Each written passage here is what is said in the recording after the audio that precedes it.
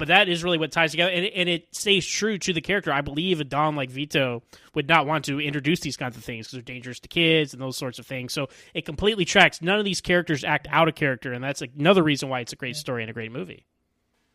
Mm-hmm. And they've got their own code as well. I mean, you got that scene near the end where they're sitting around that table and they're deciding to declare peace and whatnot. And even there, they're standing up. And, as the one scene that they had with the movie guy Waltz near the beginning, and he starts throwing all those racial slurs against the Italians, right? Mm-hmm. And then you get that scene near the end, and they're all being racist towards, black people and colored people, and they're like, give them the drugs because they're animals anyways. And it's like, it's really interesting that you've got this moral code, and they've got their own values, but then they still put different people on these different tiered systems based on their race as well. And I think it's really interesting to see this slice of life, and it's the way that it's represented on screen. And I think it's really well done. Chris? You guys hit the nails on the head, and you're absolutely right. When you talk about stereotypes, you asked me about a stereotype before. We were just talking about stereotypes with the Italians, with Gnocchi and Mike Gavadils. It's just that times are changing, and when they sat around that table and they talked about giving the drugs to the others, leaving everything business-wise for us, that's the way it was portrayed back then. What the ultimate goal of the mafia was, and you'll get to this in the best movie of the trilogy, Godfather 3, was they wanted to be in a more... I don't agree. I'm using the term facetiously, but but the ultimate goal was to get them into a political power. That's what they want. They wanted to get out of the low level and get into the business. You see this in one. They wanted to get in the casino business. They wanted to get in the hotel business. That's a step up from being in the streets, and how they have political power, and how they have law enforcement power. And with the mafia, and some say it's even true today, is that, you don't know where they are, but the ultimate goal was to get to the top and get away from street level stuff, get away from the thug life, I guess you could say, and go up to the top and be in that political power. Well, before we finish up here, I definitely want to talk about the Michael Corleone plot in the middle of the film when he's in Italy, because it's really interesting. It does change the tone of the film significantly. I don't think it slows it down at all, but it's a very interesting tonal shift getting him out of the country for a long time, because he's got the heat on him. We had that wonderful, amazing scene in the restaurant where he kills the two guys. Got to go to the bathroom, got to get the gun. Yeah. That's probably the best, most effective scene in the movie, because it all hinges on that, and that's where the intermission would have been. So it's the climax of the first act, right, or the first half. It just the emotions, the execution, the artistry. Because he goes to the bathroom, he gets it.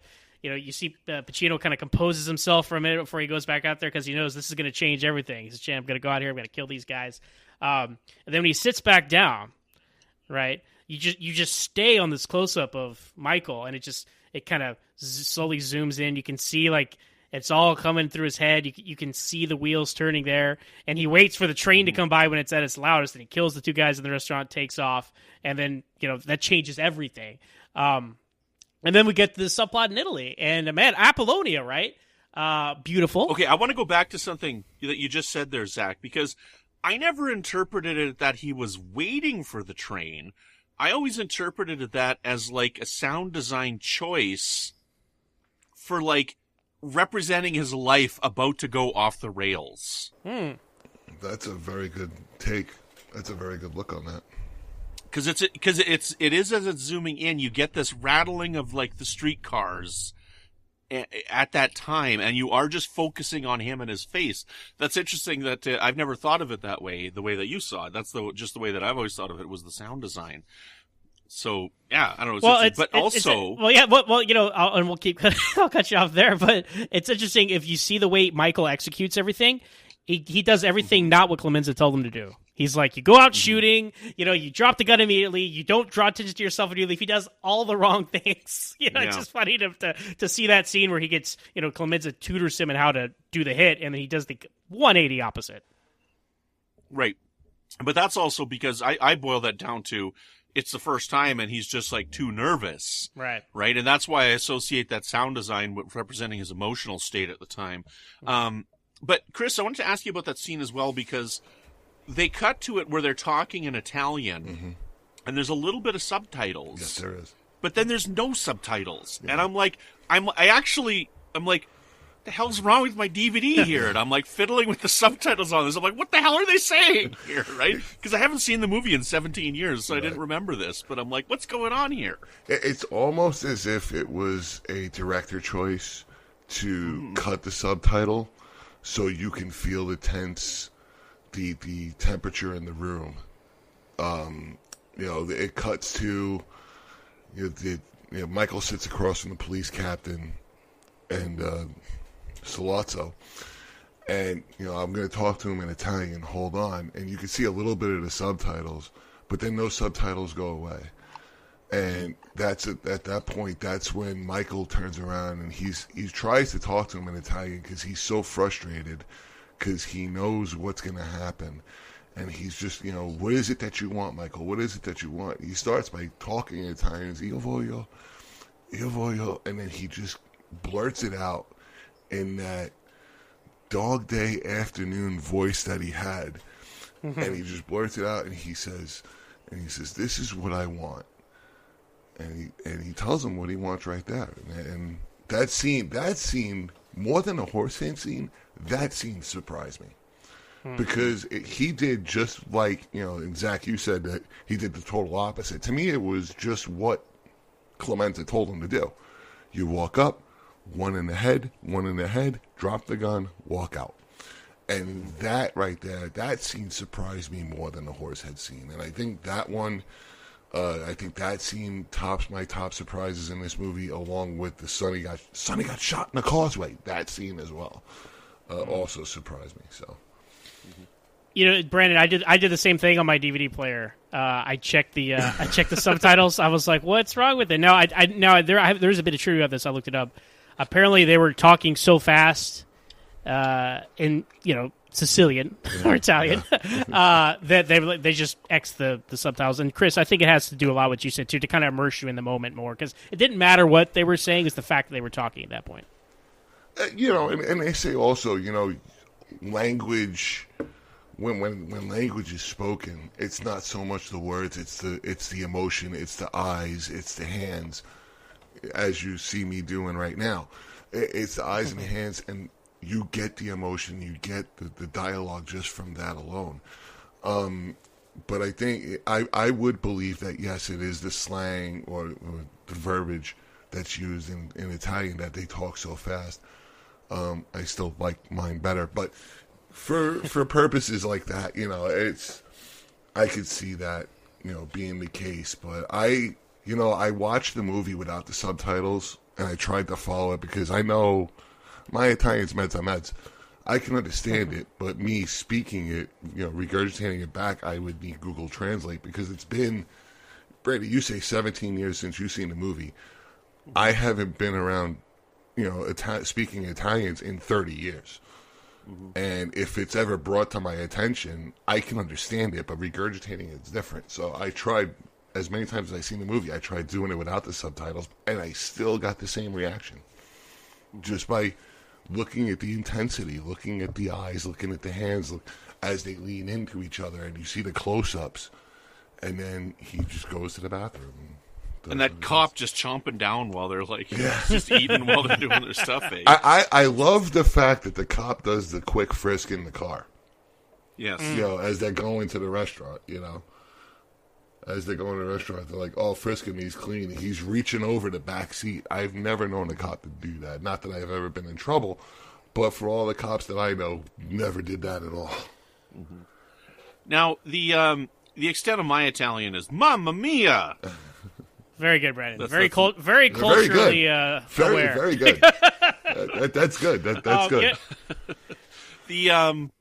The scene, though, what we were talking about earlier that I want to bring up, though, is one idea that came to mind while we were talking about this, though, is, Zach, when you pointed out that he did everything that he was not supposed to do in that scene, the other way that you could also interpret that is that Michael Corleone is just that good at what he's doing, and this is his first example of him shining through, that he's analyzed the situation and realized that the way that they wanted it done wasn't the right way. And so, being the man on the ground right there, he's determined that, no, I'm going to do it this way, and which shows his ability to think and be a leader. What do you think about that? I don't know. It was just an idea that came to my mind while we were talking here.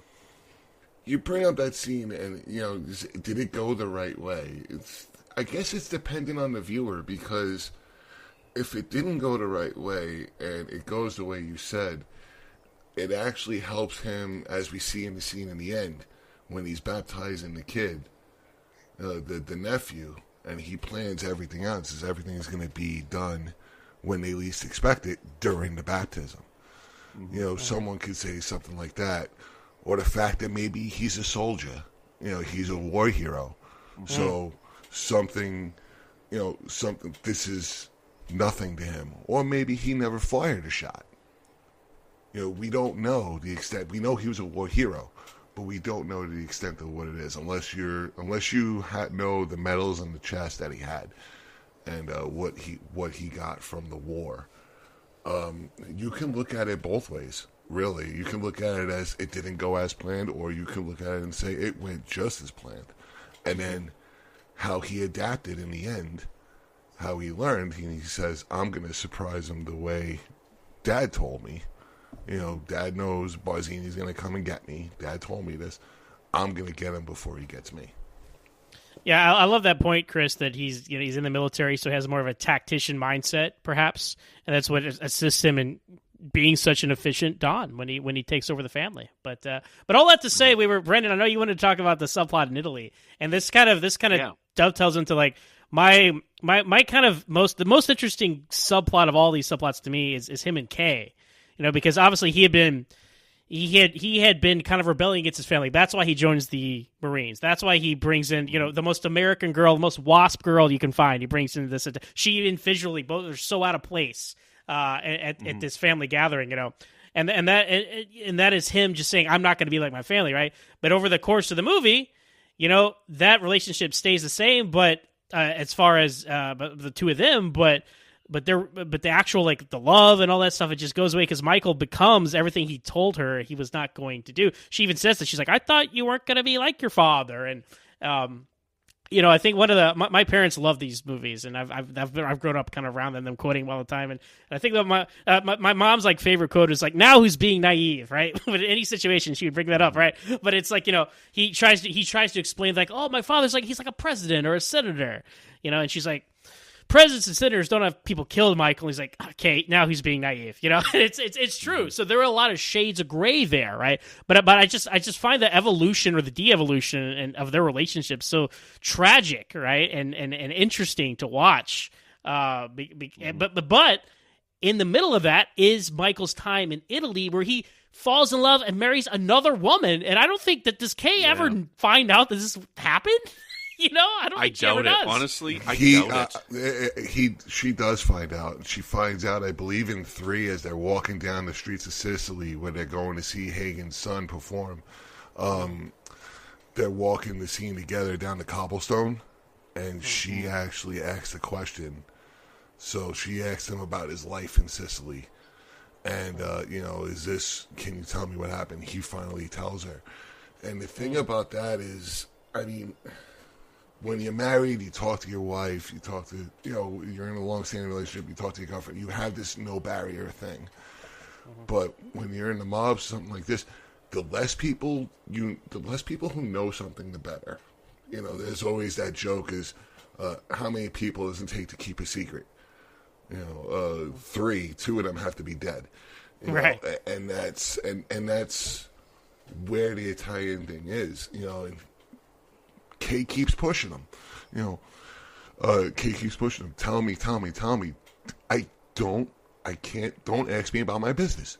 Don't ask me about my business. But he finally comes out and says it, and what he says is a lie. Why? Yes. To protect her. Yeah. Okay, yeah. Because if she knows, she's going to go to the local laundromat and talk to somebody and say, hey, my boyfriend's X, Y, and Z, and then something might happen there. So it's a protection of family there. Yeah. But there's the reason why he doesn't tell her, and that's the reason